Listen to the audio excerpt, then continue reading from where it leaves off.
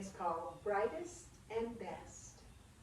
And it goes with the 1940s Sweetgum feed sack patch of my Putnam County, Tennessee history quilt. The patch shows the leaf of the sweetgum tree, but it is actually the little prickly winter tags, the seed pods of the tree that figure in the story.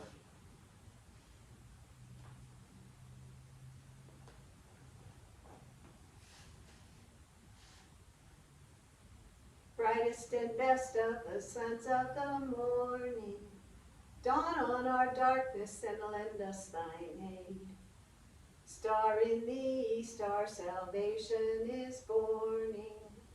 Guide where our infant Redeemer is laid. Jean sang Granny's favorite hymn as she watched the snow come down. Some years, Christmas in Middle Tennessee was a warm time, with the hills bare, the roads muddy, and the air sticky. In other years, there was snow. Jean, honey, called Mama, run get your coat on, will you? I want you to help me hunt us up a Christmas tree. A Christmas tree? Mama wanted a Christmas tree? A Christmas tree was new Christmas. That's what the newspaper said that came into the post office at Clear Creek, where Mama worked most days, helping Miss Hattie, the postmistress, selling stamps and stuffing post boxes. On her lunch break, Mama would perch on Miss Hattie's high stool and read the papers that came in for some folks. Hard times, said the papers, unemployment, bread lines, and new Christmas. The papers said that new Christmas would arrive on December 25th, with a tree inside and presents for all. Jean's family didn't go in much for presents. Last year, when she was 8, Jean was tickled when she hung up her little stocking and got an orange and a couple of peppermint candies. Jean's family celebrated Old Christmas on January 6th, when the kings came and the bushes bloomed and the animals knelt in reverence. On Old Christmas Eve, the family would sit before the fire, and Granny would tell the story of the baby Jesus. The young ones tried to stay up after midnight so that they could watch the elderberry bush bloom and see the old mule kneel in the stable. But they were all so used to going to bed at the edge of dark that they could never stay up that late. Along about 3 a.m., the older ones would wake the others, and they would go out to serenade each family member with their favorite hymn. Out under the shimmering stars, they would sing. Mama and Daddy always got, good Christian men rejoice with heart and soul and voice.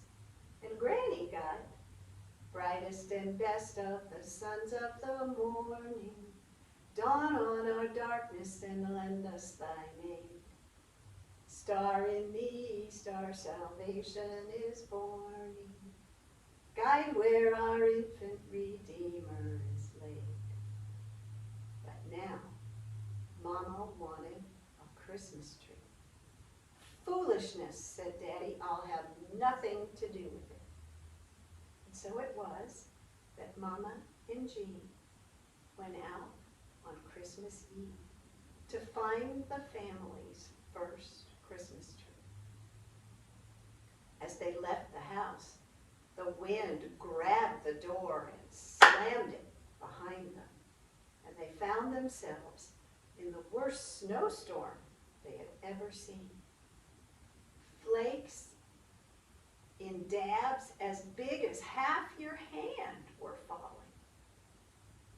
They crossed the branch in front of the house and began to climb the hill that led to the ridge where the nearest evergreen trees grew. But the ice was so slick under the soft snow that they fell to their knees at nearly every step.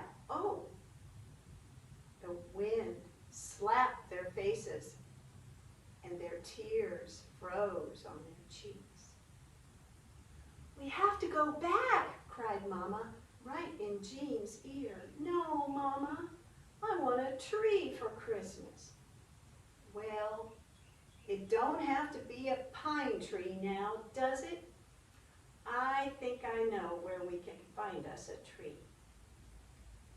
They struggled back down the hill, slipping and sliding, until they came to a place on the far banks of the branch where some little sweetgum saplings were growing.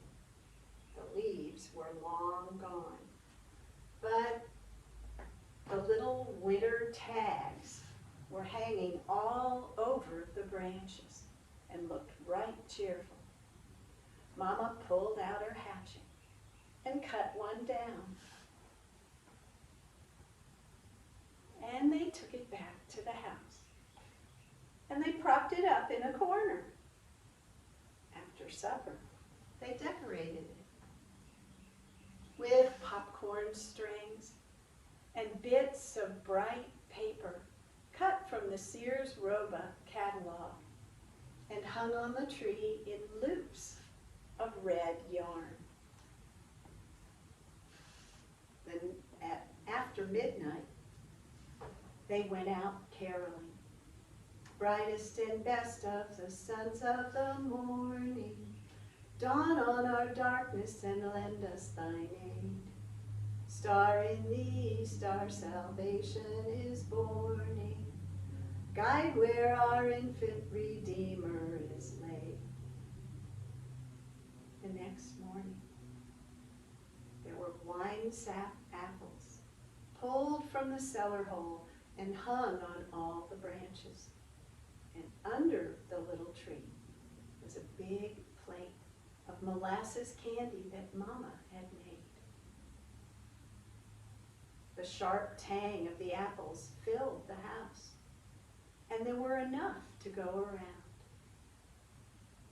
Word of Jean's tree spread, and after Christmas dinner, some of the neighbor young ones came to see it, and they all agreed it was brightest and best.